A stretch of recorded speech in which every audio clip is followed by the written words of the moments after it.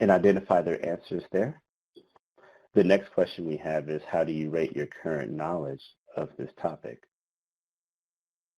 And as you can see, you have a couple of options there to identify how you would rate your current knowledge. Again, the way you can identify is just to go in and you'll see a little circle right next to your option there. You'll just click on that circle. And when you click on that circle, it will record your answer. So again, first question, does your jurisdiction have an innovative and or particularly effective strategy to address the housing needs of families involved in child welfare? If you do, select yes or indicate yes. Feel free to describe it briefly in the chat box that's located right below the handouts pod there. And then again, our next question for you all is, how do you rate your current knowledge of this topic? And again, there, you can easily go in and you can identify any of those selections there by just easily clicking the circle right next to your answer there. And give folks maybe about another 20 more seconds to indicate, since we still have more people joining. For those who just joined right at 2 o'clock, welcome. Please note that we do have a quick poll for everyone. If you could, please identify your answer by selecting the circle that is right next to the answer you'd like to indicate. All right. We have recorded that information. For our moderator here, I'm going to go ahead and broadcast these results for you so you can get a good idea from what folks have indicated here to help facilitate today's conversation. All right. And with our colleague Russ, if you want to type in those numbers in the presenter chat, we could do that for Kristen as well, just if she's interested to see those results there. All right. So that being said, let's go ahead and switch back to our presentation here. And we will go ahead and officially begin. So again, welcome everyone and good afternoon. And thank you all for joining us for today's Cafe Conversation, Why Housing Matters for Family Recovery, Stability, and Public Safety. My name is William Moore, and I am with OJJDP's National Training and Technical Assistance Center. And before we begin today's webinar, I would like to take a few minutes to discuss a few features of Adobe Connect for you all to keep in mind and provide a few announcements. Please note that today's presentation is brought to you by our friends at the Children and Family Features, Strengthening Partnerships, Improving Family Outcomes. Please note that today's webinar will be recorded or is being recorded. Also note that our webinar will be available on our YouTube page for those who are interested in viewing any webinars that we've had in the past or any of our archived webinars. You may access the webinars on Intact's YouTube page. For those wishing to download a copy of important documents and resources related to today's webinar, you may do so by locating the handouts pod that's directly above the chat area. Here, you will also find an FAQ for webinar participants that will likely address any technical related questions. Click on the name of the file and then click the download button. During and at the end of today's webinar, there will be a Q&A session where presenters will address some of the questions that you all posed during the presentation. For you to ask a question, please type your question into the chat box as they arise. For those of you participating in today's Cafe Conversation in a group, please help us count. Please take a minute to go into the chat box and identify the number of additional people in the room with you today. If you're viewing by yourself, there's no need to type anything at this time. Only type in the total number of additional people in the room with you today. Again, if you're viewing alone, there's no need to type anything at this time. And I'll give folks just a couple of seconds to do that. Again, only for those who are joining in the group. meaning it's more than one person viewing today's webinar with you, please type in the total number of additional people in the room with you today. Following today's presentation, attendees will receive a certificate of attendance. Please be sure to download the certificate of attendance, or download the group participation form for those who are looking to receive a certificate of attendance if you're viewing in a group. Note that only the individuals who are signed in will receive the certificate. Turn today's presentation over to our moderator, Jocelyn Gaines from Children and Families Future. Jocelyn, I apologize for butchering your last name, but take it away. Hi, good afternoon, and welcome. We're so excited about this webinar. We're so excited that you joined today. We have lots of fabulous resources available on the Children and Family Futures webinar site. You can download them here as well. For your team to really look at some materials and talk about how do we support families in our treatment courts, in our family treatment courts, in our child welfare and dependency systems. How do we help these families find stable housing, affordable housing, safe housing? And so we're really excited that this is our first webinar and cafe conversation of 2020, because this is such a critical topic for so many families, for so many communities. I'm actually in Georgia today working with some of Georgia's family treatment court teams, and we were talking about housing and how critical housing is to recovery and helping families reunify stably if children are in foster care or kinship care, but then also how, like, for children to come into foster care, it actually puts them at risk for a whole load of risks, such as dropping out of school, and it also puts them at risk for homelessness.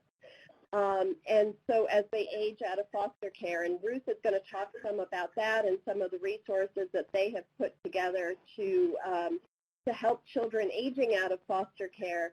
But it's about that whole continuum of finding supports for families so that they can really become healthy and have this stable foundation from which to work and go to school. And so we're very excited to share some ideas about how to address housing for your families.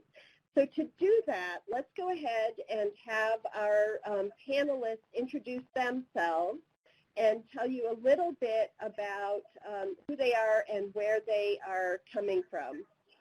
So let's go ahead and start with Ruth. Can you please kind of introduce yourself, Ruth White? What's your current role, and why are you passionate about the issue of housing and families?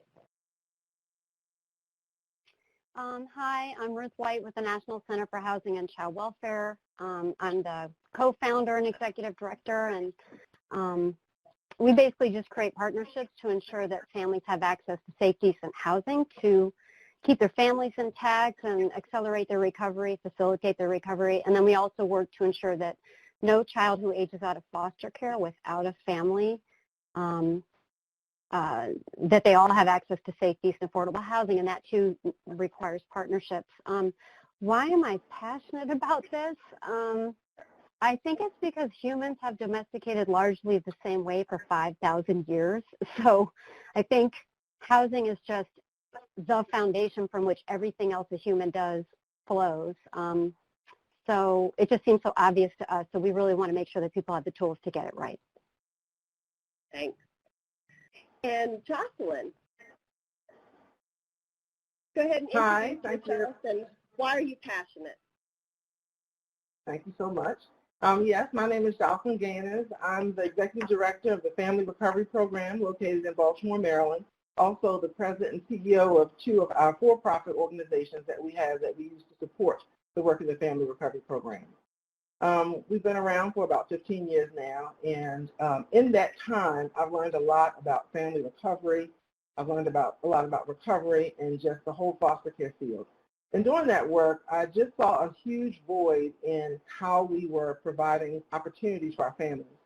And so I kind of looked around, didn't see a lot of people doing a lot of work in that area, and made a decision that I would be the one in Baltimore who would work on that for families. The Family Recovery Program has the Harry and Jeanette Weinberg building at Sage Center, and in that building we have families who are in early stages of recovery.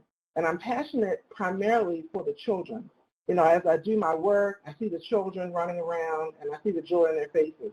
And I realize and recognize that they did not ask to be in this situation. So it is because of them and because of my love for children and my love for families that I do the work. Thanks. Thank you. And Caitlin, go ahead and introduce yourself. Hey, I'm Caitlin Malone. I've been the Family Drug Court Coordinator in Muskogee County for a little over a year and a half, but I've been working in the court systems for roughly 5 years. I started my work with TENS kids in Russell County, Alabama, because we are on the border of Georgia and Alabama. I completed an internship as a part of my master's with adult drug court, and that's how I was introduced to the drug court programs in Muskogee County. I love working in drug courts and with our families because they're our future, and I guess that's why I'm passionate about it. What our parents impart on their children directly impacts our community. So when I started with Family Drug Court, I immediately noticed a desperate need for housing. We would pour all of these resources into families, but it almost wouldn't matter because they didn't have stable housing and their basic needs weren't being met. I'm passionate about creating stable housing opportunities for our families because I try to put myself in their shoes. If I don't have a housing, if I don't have a home or a place for my child to thrive, how can I focus on recovery, employment, adequate nutrition, healthy relationships, and communication? These are things we ask our parents to develop throughout our program, and it will be difficult to do so without basic shelter. All right, thank you very much. Yeah, what Ruth said resonates for me. When I went back to, I was North Carolina's drug court manager for 12 years and started our juvenile and family treatment course in North Carolina. And in between doing that and joining Children and Family Futures, I went back to school to get a doctorate. And I ended up, I thought I was going to study public health policy, and what I studied was housing policy, because housing policy is public health policy, and it is such the foundation. And so it's really exciting for us to kind of share some solutions and some ideas for folks out there. So going to that, let me turn to you, Ruth. Can you talk a little bit about housing policy history and child welfare families and where we are today? What have been some of the most significant challenges, and where do you see some of the opportunities? Okay, well, this is kind of a good news, bad news report. But I will give you a little history, and that is, well, first I looked at the registration list, and I have to acknowledge that a lot of the people dialing in today, and certainly my co-panelists, have long careers in this world and probably have come up with a lot of innovations or have heard of a lot of different housing programs for families. I think why we're here today is questions about how to bring those to scale. It's not really about innovation, it's about scale. But it is true that we've had many solutions in place for a long time. Most of these emerged in the 80s when there was a surge in family homelessness and there weren't adequate shelters. And so the one thing we did have was foster care. So in the late 80s, Child Welfare League of America, Children's Defense Fund, and Congress got together and thought there has to be a better way to serve these families that rather than put these kids in foster care. And so they developed a federal program called the Family Unification Program. So that was signed into law in 1990. It's over the years, there have been over 400 partnerships nationwide. It requires a local level partnership between a public housing authority and the public child welfare agency. So that's existed since the 90s. Then there are also states that have taken it upon themselves to subsidize housing in a similar way. So Connecticut is a really good example of a place where they had families coming out of drug treatment who needed housing in order to, your reward often when you finish drug treatment is homelessness because it was a residential facility. So Connecticut began subsidizing rent using child welfare dollars, and they've expanded that program over the years. But they did such a good job with the women coming out of recovery that the state asked a recovery program to extend their service, their housing service to non-substance abusing families. So there are some really great state models, but be that as it may, the Family Unification Program is a federal program that went dormant essentially in the year 2000. And so when I was at the Child Welfare League of America, one of the ways we resurrected that funding was to do a cost-benefit analysis. So another reason why people are interested in housing is because housing an entire family tends to be cheaper than those children going into foster care. So that's really how we made the case. I'll upload that, our most recent cost-benefit analysis. We're also able to do those for on the local level. We've done one for California at the state level, but we can do those down to your MSA for you. But in any event, we were able to resurrect the funding for that program, so it was reestablished in 2008. But an interesting thing in terms of overall federal housing policy happened in 2010. I think Shearston I think maybe it's a spoiler alert, someone was going to mention that federal housing, there have been cuts to federal housing policy. That's actually not the case. Federal housing funding has increased over the last 4 years. It's increased under the Trump administration. We added something like $500 million to the HUD's permanent housing programs. But what's happened since 2010 is that families have lost their share. So I discovered just today that there was a report done in 2019 that showed families in 2010, families were 60% of HUD's permanent housing funding. Their share of HUD's permanent housing funding is now down to 30%. It's gone down half in 20 years. So as family advocates, I think we often get told, no, not right now. We'll serve families later when we're done dealing with chronic homelessness. But the reality is the funding is there, and it's a transfer on the balance sheet from single adults or from families with children to single adults. I'm not saying that single adults should be displaced, but I think that we can all work together to sort of right-size federal housing policy, but it is not the case that there have been cuts to federal housing policy. So I think there's a lot of opportunities. In terms of tapping these resources and directing the resources to families, it takes really robust leadership, like the leadership of Jocelyn and Caitlin and a lot of you in the audience, to really go and set up these partnerships and force your mayors and governors to direct housing money to families and to youth. And so I want to just mention before I hand it over to my co-panelists, the National Low-Income Housing Coalition has a guide. It's called the Advocates Guide. And you can just type in National Low-Income Housing Coalition Advocates Guide. I'll also attach it to the handouts. This has a list of every federal program in the country that would fund housing or community development, and it tells you how to tap it. So I think Jocelyn and Caitlin are going to talk a lot about these amazing things they've done in their communities. All the tools and information you need to do what they're doing is available in that guide because we won't have time to go over all of those today. And then finally, some of you are on the phone and on this webinar interested in youth housing and deal with juvenile justice population, wards of the state. I worked with a group of youth. It was all youth-driven. I just was a technical expert to go to HUD and get HUD to issue vouchers on demand for youth aging out of foster care, perfectly timed with their emancipation. We made that request a year ago this month, and those vouchers are out there, and it's a rolling application. You can continue to refer youth. HUD just issued another 100 vouchers, 1.7 million actually, last week on March 5th. I'll put a PDF of that list up there of all the places. So I think some really interesting opportunities. Shockingly, there are opportunities to tap this funding, and I think this webinar will be a good opportunity for you all to learn how to do it from some great leaders. So with that, I'll hand it back to Kirsten. Thanks, Ruth. So there are some really, I think, a big piece of what your treatment court partners and team members need to know is what's the language, what is out there, who are the potential partners, because we're often not tapping into partners who are there. And Jocelyn and Caitlin are going to talk about the partners that they tap.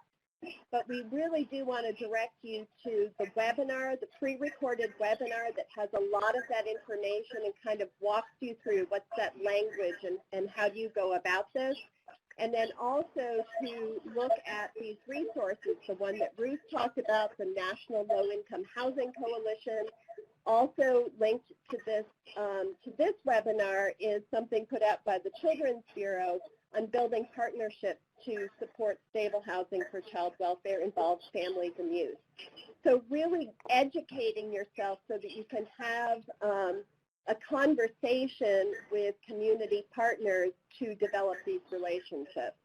So with that, I'm going to turn to Jocelyn, who really did kind of tackle some of those partnerships to put together a really significant housing partnership and opportunity for families. So Jocelyn, tell us a little bit about what you're doing in Baltimore and what have been some of your biggest challenges and how'd you get so far?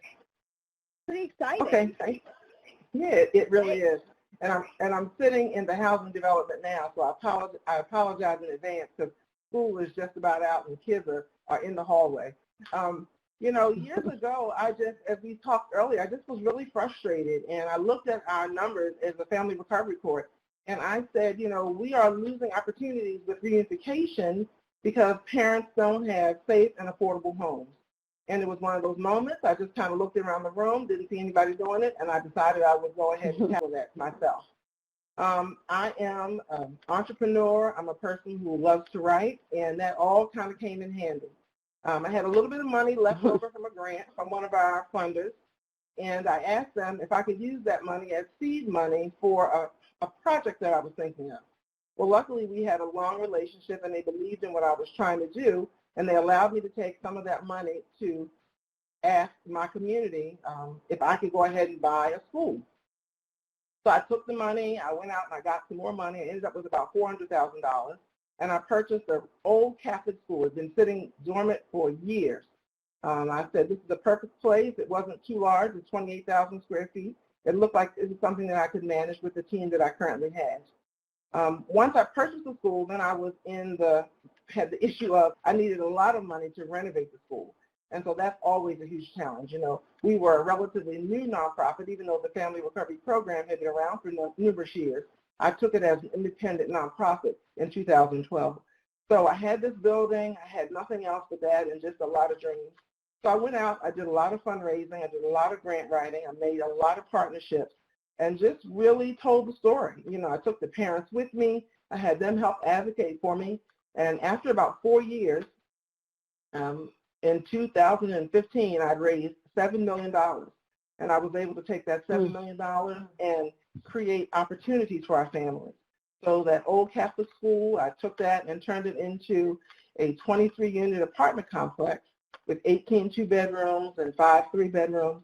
And what's really exciting about our project, and different from many that you'll find, is that we focus on families. The name of my business is the Family Recovery Program Incorporated, and I really believe that we needed to be true to that.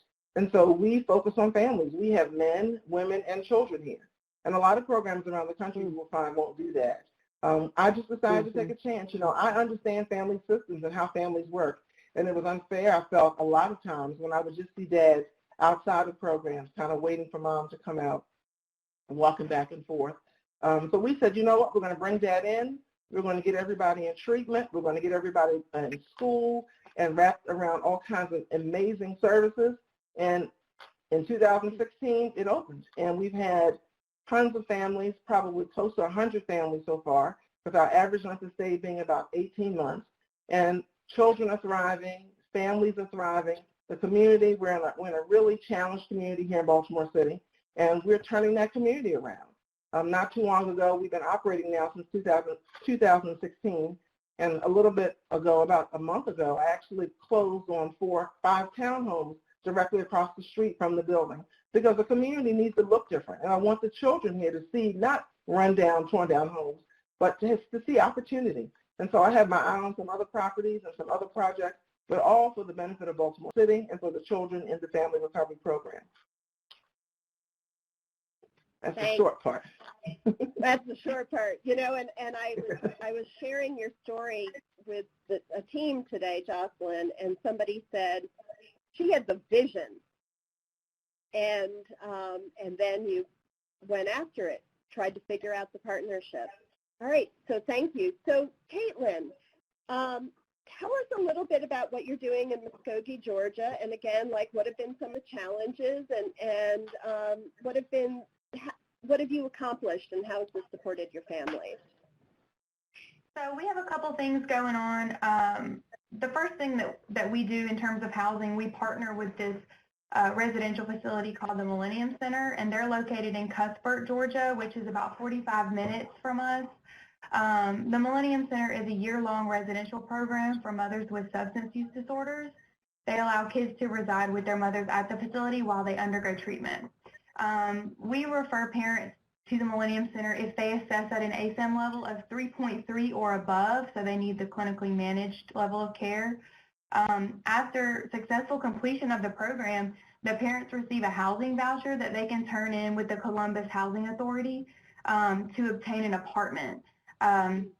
We weren't getting much support from our local housing authority, so I had to seek an alternative solution. Our county does not disperse vouchers, but they will disperse vouchers in Cuthbert in that facility after they complete it. So selling our program and the need for stable housing in Columbus to the housing authority has been a huge challenge for us, but I'm constantly trying to find alternatives, and we'll continue to follow up with the housing authority because one day they might say yes if I harass them long enough. Our county does not fund much in terms of drug courts or date funds, but our programs are funded almost entirely by state and federal funds. There are not any evidence-based residential facilities that we can send our parents to in Columbus, so that's why it was so crucial for me to try to find a place, you know, within reason. With it being 45 minutes away, that's no problem. They can easily come back to Columbus and find an apartment. So we do prefer to send all of our parents who have residential needs to Cuthbert because we know we'll get those vouchers. Another thing that we have going on right now, we do semi-residential housing through our Journey to Recovery program. So I thought if we're not getting anywhere with our local housing authority, why not create our own apartments? Our Family Drug Court program currently funds 2 apartments, 1 male and 1 female. They each house 4 individuals in each apartment. They are leased through our community service board. The staff at our local CSB, which is New Horizons, run the facility, and they transport our parents to and from treatment to Midtown Recovery for the intensive outpatient treatment. The apartments are funded by our federal grants. We currently are receiving funds from SAMHSA and from OJJDP in addition to our state funds. They hold daily sober support meetings at the facility. They have space to conduct individual counseling sessions and parenting groups on site. The program is recommended for an individual assessed at an ASAM level of 3.1. So it's semi-residential. The Journey to Recovery program has a few WTRS beds, and they use these beds as transitional housing. So the parents can live with their children while they look for their own apartment. So once they're done with our apartments, then they move to the transitional apartments where they bring their kids with them, and then we're helping them look for alternative apartments after they complete the transitional housing. They can be in these apartments 12 months, sometimes longer. It really depends on their situation. We don't have to pay for the WTRS beds, obviously, and we have a fantastic relationship with our liaisons from our CSB, which is very, very important. I don't think we could have worked this out without their support because they just invoice us for the apartments. They lease the apartments. Through our SAMHSA grant, we are able to offer sober support resources for participants who are working on obtaining their own place. Each parent in our program has a set amount of money that we're able to contribute towards their recovery. They fill out a financial assistance request form, and we discuss their requests weekly as a team. Most of the participants utilize their funds for obtaining furniture for children, bedding, housewares. We will also do a one-time rent payment to help them get established in their own place if they request that, because we really want to support stable housing. Of course, we verify their lease and their budget and their pay stub prior to approval, because we got to make sure this isn't going to be something that we're going to have to continue to pay. We want to make sure that we can support them. We try to be cognizant of the continuum of care and all services provided to participants, so we try to make sure that we have a residential option for them, somewhere then that they can transition to bring their kids, and then we try to transition them back into the community to get set up on their own afterwards. Thank you so much. And I see questions coming in. I'm going to turn to a couple of them in just a minute, but I want to give Ruth a chance to kind of respond to, reflect on what Jocelyn and Caitlin just shared. And was there anything that you found particularly striking in terms of what they've put together, or are their experiences kind of consistent with what you've heard around the country?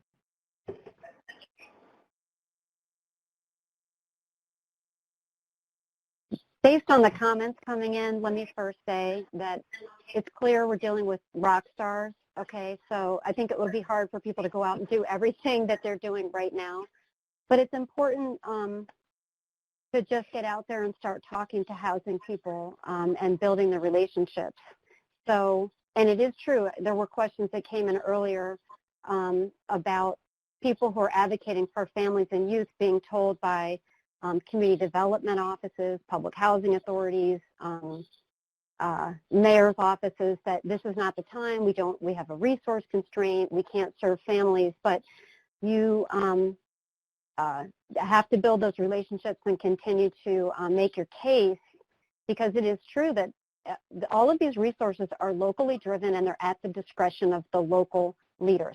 That's the case on the housing side, but that is also the case on the child welfare side. And it's interesting, when we go out around the country and make these things known to people, they often say, well, we can't do that because it's not in the statute. So we show them the statute. And they say, well, we can't do that because it's not in the regs. And we're like, here's the regs. And then what they eventually find out is it's at the discretion of the local child welfare commissioner or director. And so it isn't that they're resistant necessarily, they just aren't aware that they can use resources in this agile way that Jocelyn and Caitlin are doing. So it really becomes building awareness.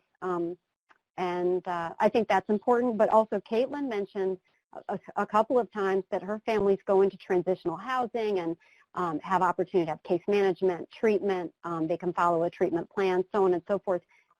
Under HUD's portfolio, that's much more difficult to fund. That's not really a local decision. HUD, over the years, has tried to eliminate transitional housing, but I want to tell people that there is widespread acknowledgement now that that was catastrophic. And so now would be the time to go back and start to talk about the continuum that Caitlin described and give a window of opportunity there. So. Thanks. Thank you, Ruth. Yeah, so I think you kind of started to talk about that, Ruth, but how do you connect and how do you break through to make those connections between child welfare and the housing authority? And somebody said they're totally separate. And every time, we get these, the housing authority says, the list is closed, the list is 20,000 people long in the case of Chicago or somewhere. And so the question is, how do we do that? And it's like every other partnership that you make with your treatment court team. You talk about what do you bring to the table. So you're not coming to the table with your hat in your hand. Treatment court teams bring to the housing authority, bring to folks who are apartment building owners and who rent to families. You're bringing something. You're bringing court supervision. You're bringing a whole team. You're bringing drug testing. You're bringing a really immediate response when the landlord says there's a problem. You've got a whole team that will support that. And those landlords don't have that coming from anywhere else. So you really are bringing something to the table. And so I would kind of think about what do you have to offer landlords, whether it's the public housing authority or it's a low-income apartment complex or your community development group. The other thing, and Ruth kind of alluded to this, but it is not actually a federal law prohibiting your families from accessing public housing, whether it's a housing choice voucher, which people call Section 8 usually, or it's actually development-based housing. That is a local decision, and there's a carve-out in that says if someone is currently involved in treatment, has completed a treatment program, even if they have criminal charges or drug-related charges, the local housing authority can make a decision to let those people in because they have this little carve-out because they're in your treatment court and receiving treatment. So talking with your housing authority, talking about and your materials will help you have some of those conversations and ask about the family unification program vouchers, asking about other focused vouchers, for instance, for veterans or other kinds of groups. Your families may be able to access some of those. So it's really about starting to have that conversation. So having talked about that, Jocelyn, yours is so exciting. I guess what advice do you have for those serving families in urban centers? So you kind of looked around and you looked at the resources that were available. Can you talk a little bit about some of the partnerships in the past that you took within that urban center of Baltimore City? Yes, certainly. One of the first partnerships that I made was with local foundations. In every city, there are foundations. Sometimes athletes have foundations. We just keyed into every foundation, and I believe in what I like to call the Shawshank method when it comes to writing a grant. I will write a letter of introduction. I will call people. I will go and introduce myself. And sometimes they look at me like I'm crazy, and I'm like, I don't need you now, but I just need you to know who we are and what we're trying to do. And so that kind of mentality really pushed me probably past some others who had other grant applications in at the time. So a lot of those foundations really helped. I worked with our local housing authority. I went with them. I talked to them. I was able to get 8 Section 8 units. They gave me 1/3 of my building. And those Section 8 units are able, those certificates, once the parents complete our supportive housing program, those parents are able to take that Section 8 and transfer that into the community. I get to keep mine here, and then they get to take theirs and go. So that's a revolving door, and that's a great opportunity for family stability going forward. I also sat down with our mayor at the time. I sat down with different council people, and I met with them and different delegations. And I spent a lot of time just really on the ground creating partnerships. I can't stress that enough.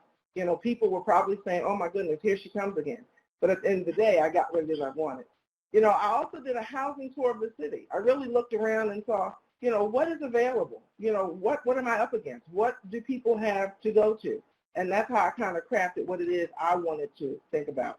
I also used a lot of free brain power. I had a lot of interns from local colleges that would come and we would sit and we would just try to figure out who do we need to contact. They were helpful in writing letters, creating opportunities. We kind of used the octopus, right? We were like all over the place trying to make sure that is. I also decided, you know, what kind of programming would be most effective.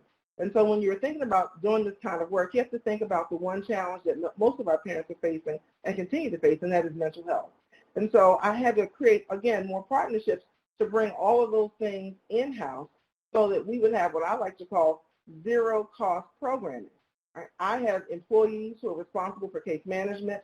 They may do some groups, but we use other institutions to bring programming in, and that helps. So really it's about creating partnerships.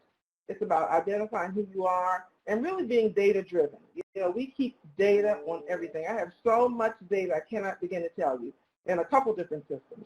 We have data all the way back from 2005, and my staff will tell you I also have the charts from those people from 2005. They often chastise me about that, right? But it is important because with that information, it's rich. And I can look at that, and then over time, I can see what is the impact of the Family Recovery Program on the citizens of Baltimore and on the people that we serve.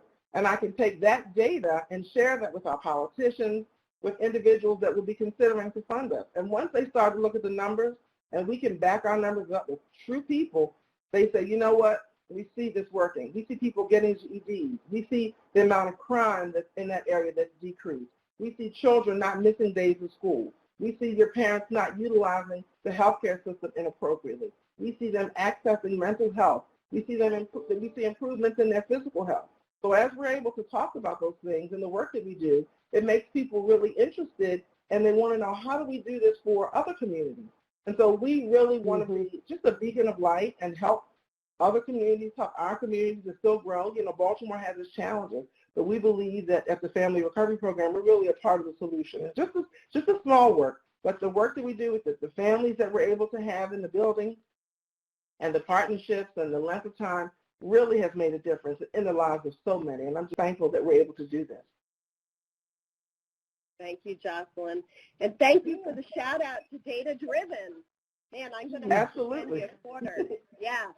So, so if you've worked with Children and Family Futures at all, you know that we're always asking you to collect data, look at your data, and continue to come back to that. And so that can be a first step, is really documenting the needs. So looking at your child welfare data, how often is inadequate, unsafe housing a reason or a contributing reason for that substantiated child welfare case? How often is the lack of safe and stable housing a reason that reunification has been delayed? So just documenting that question, and then talking to your housing authority and asking the housing authority to add something to their application for housing, for either the public housing or for the housing choice voucher, for the development-based housing or the housing choice voucher. Add a little box that says, you know, ask people, are you currently or have you ever been involved with child welfare? Again, looking for that data, looking for that baseline of need in these two different systems. So I want to now, we'll come back to, again, we're going to come back to some more questions. And I want to turn to Caitlin and have you kind of talk a little bit about your experience and the challenges of providing housing in a rural community, because one of the questions that either you'll address or we'll catch is, what do we do if we're not covered by a public housing authority in where we live? So Caitlin, kind of talk about that rural setting. Right. So we had major challenges working with our housing authority, you know, and it's something that I continue to do on a daily, weekly basis. I'm always trying to meet with somebody, collecting that data, showing them, like we've had our last year's program evaluations that we have to have yearly for SAMHSA bound so that way I can give them out. Our state data, accountability court information, I've had all of that stuff printed on some nice paper so I can give out whenever I go. But my major piece of advice when you experience challenges like this in a rural setting is not to be afraid of applying for federal funding, because honestly, that is how we've been able to do all of this, and it's how we're going to be able to continue to do all of this. Yes, it is terrifying. Yes, it is challenging, but it's also mentally draining, but it is worth it, because we would not be able to provide half the resources that we provide now without federal funding. Like I said before, our county doesn't provide much support financially, and we don't receive much from our state grant. But I found lots of federal grant money through SAMHSA and OJJDP. I would suggest signing up to any listserv you can. That's what I do. I sign up for all the listservs from everywhere that I can think of that provides federal funding. because I make it my mission to see any and every grant announcement in my inbox, because I'm going to read and see if that applies to me and if that's something that I could administer here in Muskogee. Like, for example, SAMHSA currently has a grant application available for residential treatment for pregnant and postpartum women. Now it's due on March 30th, so you have to get to work quickly, but that's just one example. It's currently open. It's a big undertaking, but it's definitely worth it. You also have to get creative in rural counties. There aren't many resources, like in terms of transportation. So one thing we had to do is we rode in a van in one of our grants, because we have to be able to get our people to treatment, to job interviews, you know, to the housing authority. If they don't have options, if our public transportation system isn't that great or reliable, we have to be able to get them to these places. And that was a big need for us. So we wrote in a van in one of our grants, and we were awarded that. We're waiting on that to come in now. So that's gonna move a huge mountain for us. So you're going to have to reach out to other service providers, like Jocelyn said, and ask questions, partner with residential facilities across the state, because they may have vouchers that they can give you once they complete that facility that they can bring back to your county. If you're asking for resources or assistance and someone's continually telling you it's not a good time, continue to be persistent. If you're trying to wait for a good time or a convenient time, you won't ever find one. There's never a good time. So I'm always persistent. A lot of my participants also have criminal records that may disqualify them from certain housing options.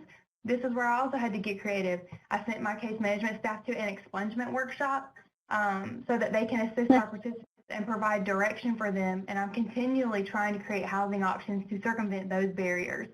So if you're trying to find housing that doesn't exist, try to create your own. That's my best piece of advice, honestly. Thanks so much, Caitlin. So I also, Ruth, I wanted to turn to you if you would, and maybe share some of your experience and recommendations in terms of other funding. So I know Caitlin was talking about some other rural-focused funding, and I wondered if you could speak a bit to that and some of the differences between rural and urban funding options. Well, it's interesting because we often refer to like public housing authorities, and we think of housing programs as a very urban phenomenon, but the U.S. Department of Agriculture actually complements, has sort of like it mirrors HUD's permanent housing portfolio. So there's a loan guarantee program that basically means that there are entire buildings in rural areas that are subsidized and affordable. That's one of the programs they have. That's a 538 program, but they also have the Section 521 and 515 programs, and those are just like Section 8. They're Section 8 voucher programs, but they're run out of the USDA. So if folks have questions about how to access that, they can reach out to my organization. But it's also the case that public housing authorities, every patch of land in the United States is actually covered by a public housing authority, whether that be a state housing authority or a local housing authority. So we can help you navigate that as well. What is successful here, though, in accessing housing for these families who have a high level of need for services is the services. So it's probably better to work with the closest possible housing entity to where the family is located, because then you can say, we can send out the service provider that's going to help the family lease up, because I hear lots of complaints about families that get Section 8 vouchers that then can't find a willing landlord. That's all about the service provider. So like for my two co-panelists, it's probably the case that if a landlord knew that they were being served by one of these service providers, they'd be more than happy to house that family. So it's kind of the guarantee that there's going to be no hassles. And if you read HUD's recent survey of landlords, so they went out and surveyed thousands of landlords across the country. They're not major, huge corporate landlords. They're mom and pop shops that are trying to balance their own books. And so what they really want is families that are not going to give them hassles and pay rent on time. That's basically all they're looking for. So to the extent that you can help a family be ready to do those things and then check in on them, and you can guarantee that. But also, like Caitlin said, she didn't ask for 100 vouchers. She asked for, I don't remember the number, let's say 13 or so. Make sure those families are successful or mitigate any damages early on or prevent them, because what you'll have is landlords will be contacting you saying, I have an open unit, do you have any families? And so that's not, I'm not leading you down the garden path with that. There is actually a lot of evidence of that, and if I can refer back to the program in Connecticut that I mentioned, that's called the Connection Incorporated, and they're statewide. They have landlords from all over the state asking them if they have families ready to go with Section 8 vouchers that they can put in their properties, because they like the case managers, the families treat them well, and they don't have any hassles. So their lease-up rate for Section 8 is actually 100%. Is that they're actually over-leased currently for these family unification program vouchers. So what it really takes is the ability to go market stick-to-itiveness, like these two panelists have shown, but to be able to actually show that your portfolio of services can really help the families be successful. And then just again about these parts of the country where it appears that there's no way to subsidize rent, please do reach out and we can help you navigate that. But also if you go to that advocates guide or our website, we don't have time to talk about all the other ways beyond Section 8 or beyond the family unification program that you can subsidize rent. There's low-income housing tax credit properties, homes, CDBG, and we can help you navigate that, but so can the National Low-Income Housing Coalition. Right. Thank you so much, Ruth. And I'll send you all back again to the team discussion guide and the take action guide that's available either for download here or on the Children and Family Futures website. But if you've worked with Children and Family Futures, you know that we're going to encourage you to have that 3-level governance structure. So you're going to have your local team, your operational team that's really working with families. And so the operational team has a role in figuring out housing need and doing those connections into housing. Your steering committee, that's the bosses, right, the direct supervisors of your operational team. They're going to help you figure out some of the policy things and some of the other pieces. But the third piece that I think really ends up being very important in this particular case is your executive oversight. So that community-wide group that looks at what are the community needs and starts to try to solve some of those community needs. And that's where you would have your county commissioners, city council members. You would have people from the planning department who will work with you to try to solve some of these bigger systemic kinds of questions and can support you as you find, for instance, landlords who would work with you. Because I know, and Ruth talked about this, and a lot of the questions have come in, you know, our families get a voucher and then they can't find a landlord who will take it.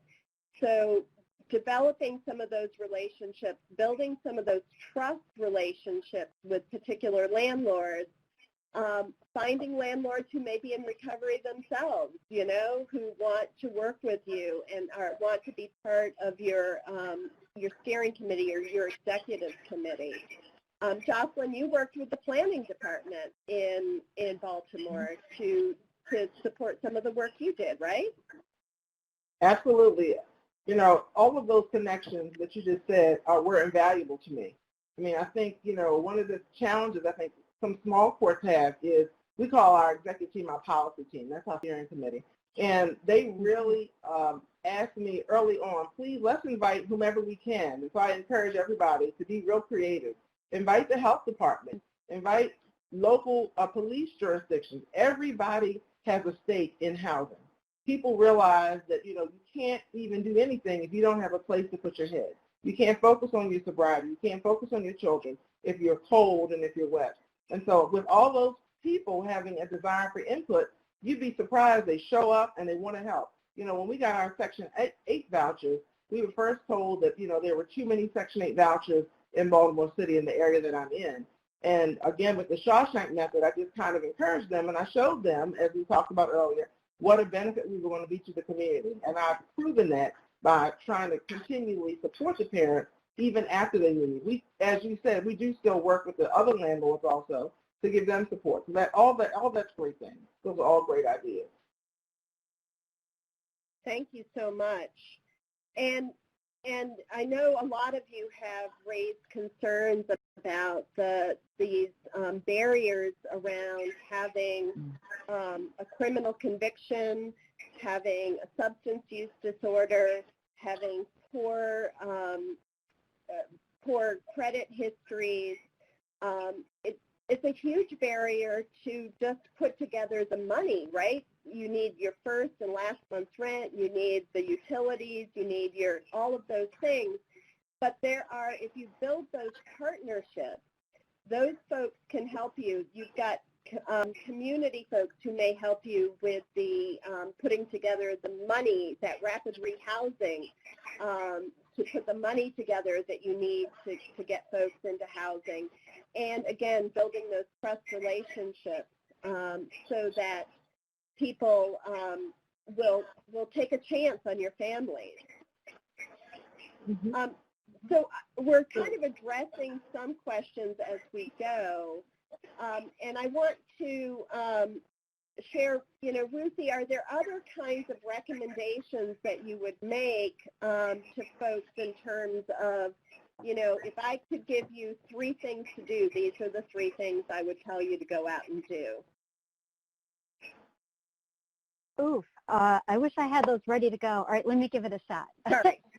Number 1, have the level of persistence that my co-panelists have, because you will often be told no, whether that be on federal grants or have the not feel that you have a seat at the table when it comes to these discussions about housing money in your communities.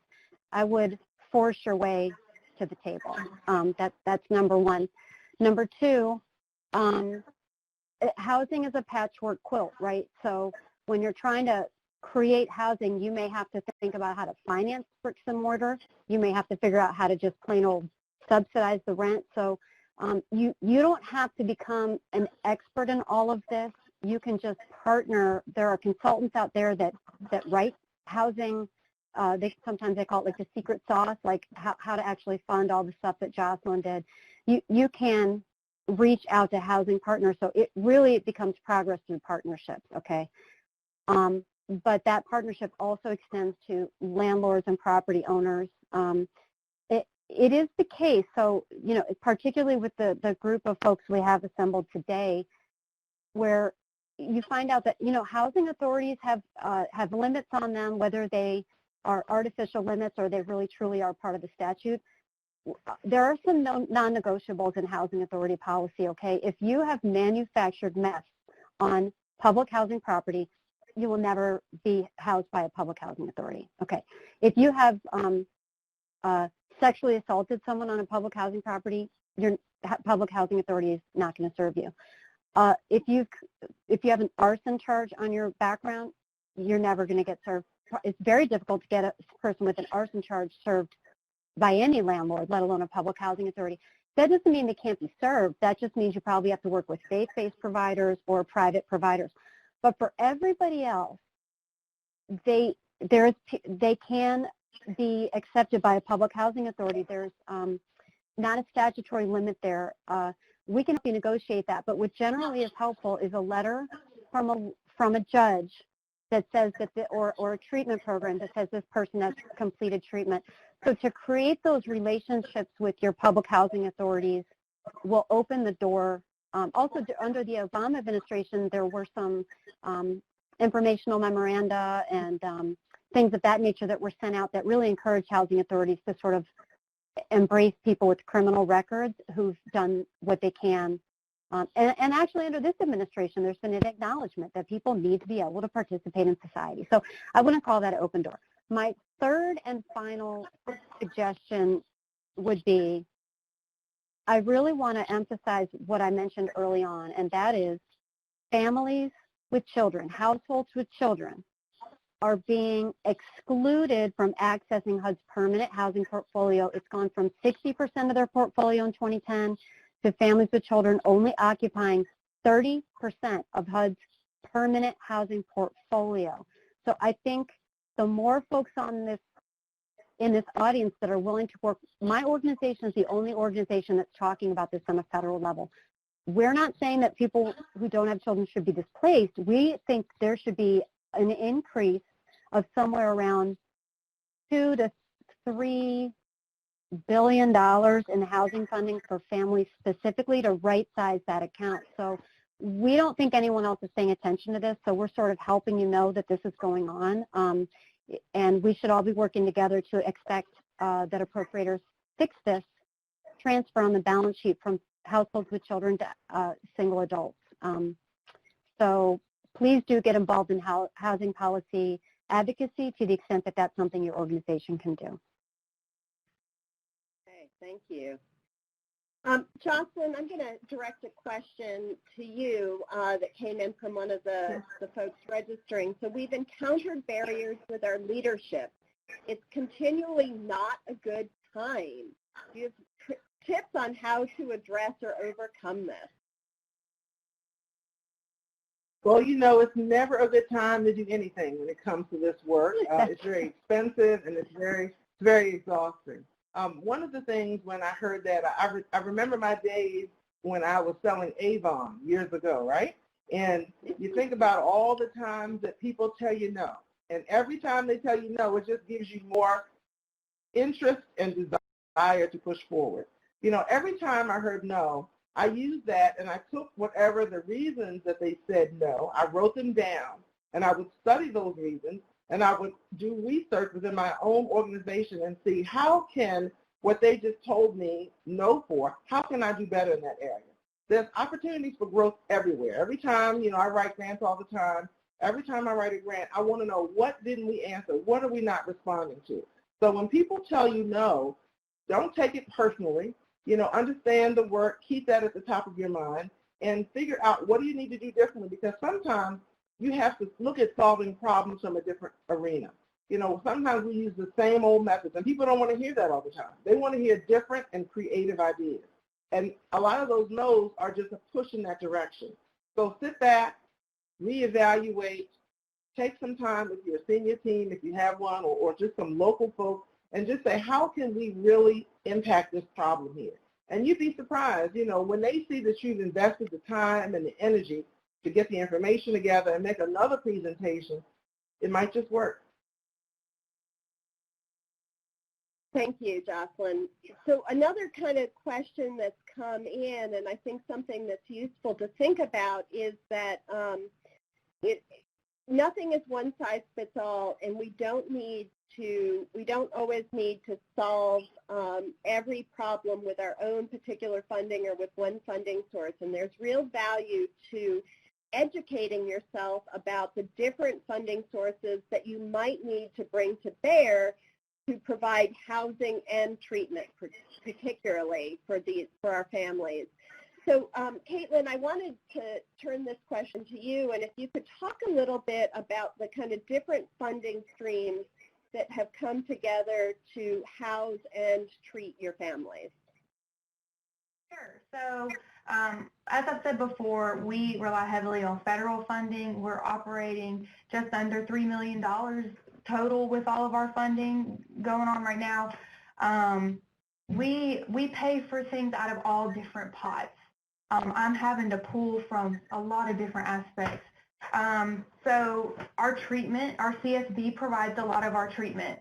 We partner with our CSB for all of the intensive outpatient treatment. They bill Medicaid for that. The only things that we have to pay for is our MRT groups and our parenting groups and celebrating families. That all comes out of a federal grant, except the parenting class comes out of our state grant. And so we do rely heavily on that. The WTRS beds, if I can find a WTRS bed, I'm going to put someone in there. So I'm constantly. So what's a WTRS bed? Yeah, it's funded, like DFACS has to make the referral. Our Department of Family and Children Services, they make a referral and they're paid for by the state. So they place women with children as like a transitional housing in those beds. And so the Millennium Center does that. They use WTRS beds. And so our transitional housing with Journey, they have 3 or 4 WTRS beds there, and that's how they're able to bring their children with them. And they have some for males too, because it is very, very difficult to find residential placement for males with kids, for fathers, which we would definitely prefer that the family be in the same apartment. But like I think Jocelyn mentioned this earlier, that is very challenging to find someone who's on board for that, with that. So that's why we wanted to make sure we could provide that in Columbus. And so, yeah, we pull a lot of our transportation stuff out of our state grant funds and out of our surveillance and drug testing comes out of state grants, and most everything else comes out of federal. A lot of our salaries and stuff come out of federal funding. We utilize interns, though. Like Jocelyn does, we rely heavily on our interns. We do bachelor level and master level interns. They do assessments under supervision. So we're not having to pay an arm and a leg for a lot of our clinical evaluations because they're doing assessments for our participants under supervision, under our program evaluator's license.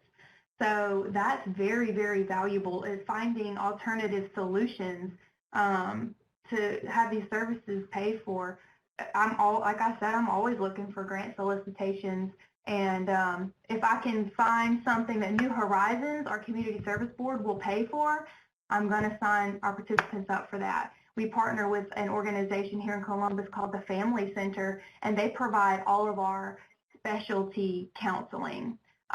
That's paid for through federal funding, like our trauma, our domestic violence. If we have a recommendation that comes in from the evaluation or from the team, someone needs domestic violence counseling, we refer them to them. They do family counseling, they do trauma informed, and they do different trauma groups there. They do a PTSD group there. All of our specialty is through our community partnerships, and that's all paid for through federal funding. We even provide alumni, participants that have graduated from our program. I even wrote it in the grant to provide services to those individuals after they graduate, because we want to be able to continue to provide counseling services, because a lot of issues and a lot of the trauma that our individuals come in with, those don't end after our 18 to 24 month program. They still need counseling or family support in some way. So yeah, DFACS, our Family and Children Services Agency, they do help out with a lot of different resources as well. We are constantly collaborating with DFACS on getting supplies for kids, any mothers that just recently had babies, formula, donations. We're partnering with churches. They provide a lot of assistance to our families. We'll go into different churches and say, hey, this is what we do. Would you guys like to be a part of it? Because a lot of churches have foster care service groups, or they do a lot of community service, and so they provide a lot of support, like car seats. They'll donate car seats and stuff. We buy bus passes through our state grant for the kids so that they can ride public transportation. So there are a lot of different funding sources that we utilize in order to make this thing happen and try to get as many resources as we can to our parents and our kids. Thank you so much, Caitlin. And this is being recorded, and so you may want to go back and take a look at this, because we've talked about now quite a few funding sources and ways to bring things together. So we've talked about having Medicaid or your state substance abuse and mental health funds that can be brought to bear for the treatment part of your housing. We've obviously talked about HUD funding. In rural communities, we talked about the Department of Agriculture and some of the resources that are available there. Schools have funding to help with homelessness and help put some of those pieces together. But I want to turn to Ruth and also have you talk a little bit about Family First, about maybe some of the Violence Against Women Act funds and some of those pieces that may be able to come together here as well. Well, let's talk Family First Prevention Services Act. It was an interesting journey being involved in kind of behind the scenes about how that all got put together. Originally it included unlimited, uncapped entitlement to whatever a family needed to stay together. So whether that be drug treatment, housing, cash assistance, whatever. And then, as you can imagine, that got dialed back considerably, and it ended up being just a year of that to prevent a kid from entering care. But even then, the economic supports part of that was, I think, dialed back even more. But Congress is interested in what can actually be done with that year-long prevention. And so again, for the folks in this audience, we believe, and I would love to hear from folks about this, we believe that if a family is in a residential treatment facility with their children, that's reimbursable under Title IV-E regardless of what their income is.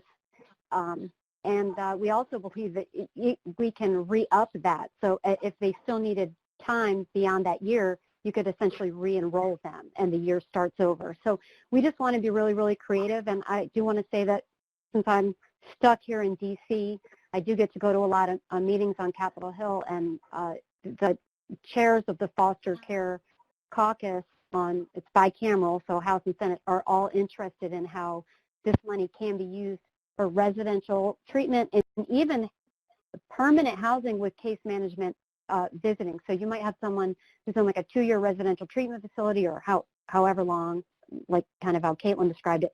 But you could use Title IV-E to subsidize their rent out in the community and send them a case manager, which isn't an uncommon practice. That's actually how the connection model is set up. So I'm intrigued by conversations about how folks are going to draw down this money. But again, that all relates to how states write their plans. So HHS can give you, or Congress can give us a very wide tether here, but it really comes down to folks sitting down at the table and having the kinds of conversations that Jocelyn and Caitlin had. Then, Kirsten, you also mentioned VAWA, the Violence Against Women Act. There are probably a lot of programs on here that use the domestic violence funding portion of that. VAWA has a transitional housing element to it. I don't think enough people talk about it. I would urge you to do that, but I want to say that there's an effort now to use a line item at HUD that funds permanent housing vouchers, so Section 8 vouchers that can be issued on demand, perfectly timed with the family's needs regardless of where they are in the country. It's called the Tenant Protection Account, and we have been trying to encourage domestic violence advocates to tap that resource, and that concept finally made it into an Appropriations Act. So again, if there are folks on this webinar that are interested in talking more about that, accessing permanent housing vouchers for those families beyond VAWA, or maybe as a VAWA could be a bridge to a permanent housing voucher, we would love to talk to you about that as well. Thank you so much. We're kind of coming down to our last 5-10 minutes or so, because I know we've got some wrap-up that will come from NTAC and from Children and Family Futures. So I asked Ruth earlier to kind of name her kind of top 3 things that she would say to cite. And so I want to ask both Caitlin and Jocelyn to kind of do that same thing, kind of wrap up, if you've got this national audience, what would you tell folks as they're trying to navigate this world? And I'll let either of you volunteer to go first. I'll go ahead and go. I kind of said this a lot, but I mean, if I could give any advice, my number one piece of advice would be not to be afraid of applying for federal funding. Like Jocelyn said, you'll probably be told no, but just take it, learn from it, and try again, because that's how we're able to provide these types of services. And in my instance, or my situation, I've had to kind of go around certain things, and that's how I've been able to. My second thing would be to keep data current and make sure you're astute in your data collection, because that's how you're able to solicit and sell your program across your community and even at a state level. And even at a federal level, I've had to put my numbers from my program in different federal grant applications when I'm saying, why is this important? Why do I need this? In order to justify me asking for things, I have to have data from my program. and from family services as well. Why do we have 430-something kids in care right now? We need this. And then the third piece of advice would just to be persistent. And when someone tells you no, just ask again, because who knows, depending on the day, they might say yes. If you ask them enough, they may say yes, or something has changed. So just be persistent as well. Thanks so much. And Jocelyn? yeah, Caitlin, I could just ditto that because we are thinking of with the same mind. But just again, as I shared earlier, I strongly believe in what I call the Shawshank method. You know, just like in the movie when he didn't get what he wanted for the library, he just didn't stop. And so you have to really be mission driven. And, you know, our mission is very simple. Our vision statement, all very simple. And we try to think about that. I had to post it all around the office so that we all are reminded what it is we're working for. The second thing I would do, and I need to do more of this, and that is to show your work. You know, don't be afraid to let the city and the county and the state know of all the great things that are going on. You know, people do get better. Recovery happens. Recovery works. Families matter. You know, find some great taglines and put on the work that you do and share it. Tomorrow we're having a graduation here in Baltimore. We're celebrating 8 families that will be unified. We are going to party tomorrow. I'm looking forward to it, right? And we've invited folks to come and celebrate with us. So don't be afraid of showing your work. Just to remind people, think of non-conventional partnerships. We had a partnership with Johns Hopkins years ago. We still have it. I needed people's teeth to be fixed. They could not get jobs because their mouth was devoid of teeth. So I wrote a request to Hopkins, and they said it was the most interesting request they'd ever had. They gave me $10,000, and I got about 6 people, brand new sets of teeth. Just non-conventional partnerships. I needed a bus. I just wrote to a small nonprofit. They happened to have a bus that they wanted to get rid of, and they just gave it to me for about $1,000. So there's lots of different ways. You know, I agree with everything Caitlin said. Again, be data-driven, keep up-to-date data, have excellent data systems. When someone calls and says how many or how much, don't take 3 weeks to tell them how many and how much. Be able to get that information to them quickly. And then the last thing I would just say, which kind of drives me, is just focus on the family. You know, make sure that you're thinking about the whole family. Don't just think about mom and the baby. Think about dad. And remember the impact that working in this environment has. You know, when one person gets better, a child gets better. When a child gets better, a family gets better. And when a family gets better, a community is able to heal. And we should all be celebrating that.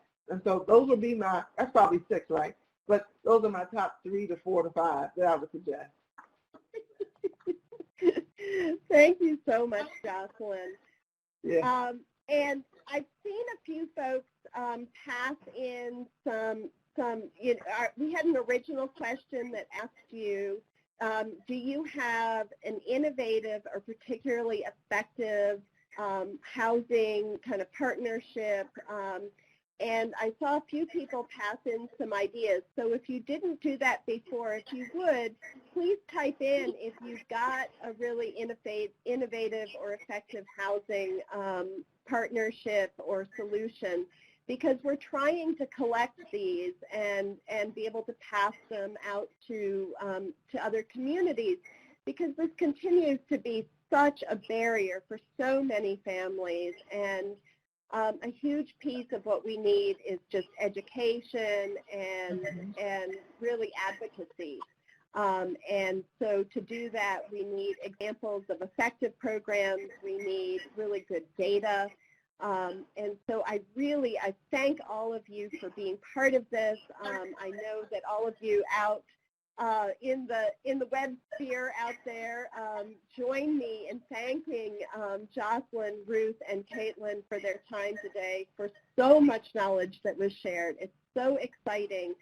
And I know that so much of this feels really insurmountable, and what they talked about today is like superstar stuff, but just starting small, starting to collect that data, establishing that baseline, and asking those questions, being persistent when you're told no, and going back to this is the need, this is our vision, this is why this is important, and you will really start to make that those inroads for your families. Because because that's what's important. Our families are doing this because families need this, and it's important that families be together in safe housing, affordable housing, because that is the base. It's where we grow. It is where we go to school, we go to work, we find love and nurturing, and so it really is that base. And I think this has just been such a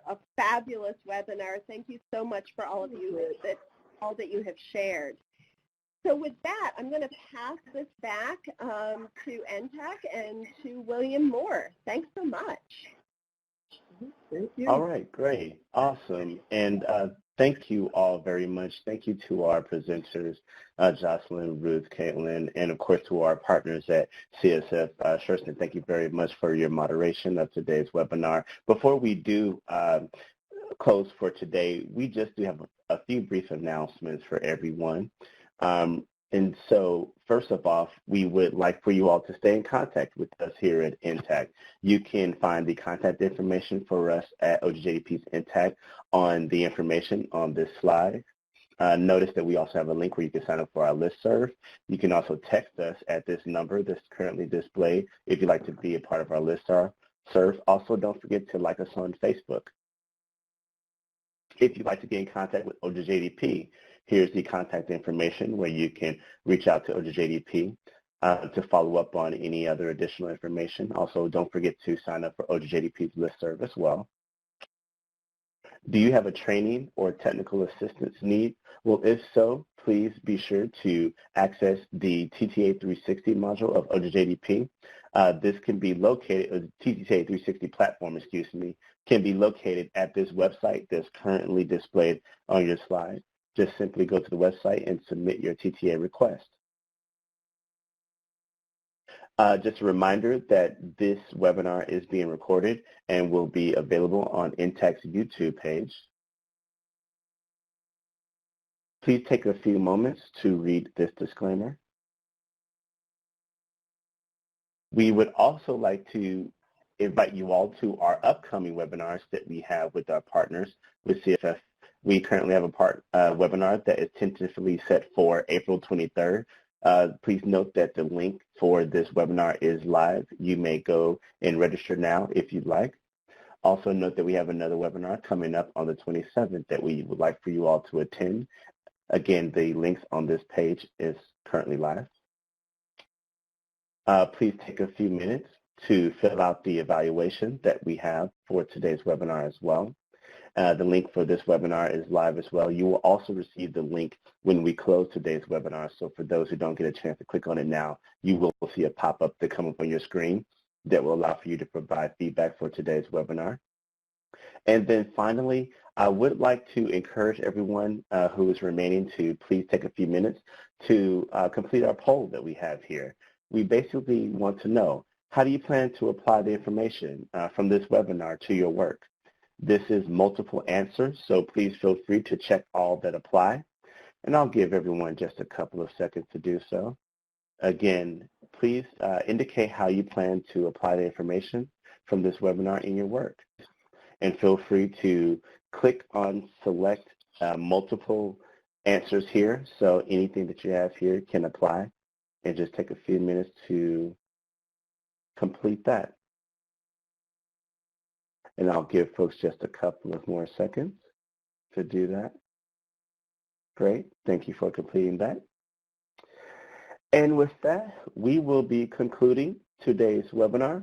Again, thank you to our presenters. Thank you to our audience for joining us today. Have a great afternoon. Goodbye. Thank you.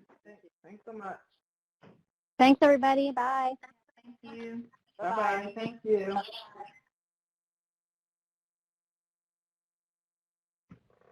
The host has left the meeting. So at this time, the meeting will come to an end. Thank you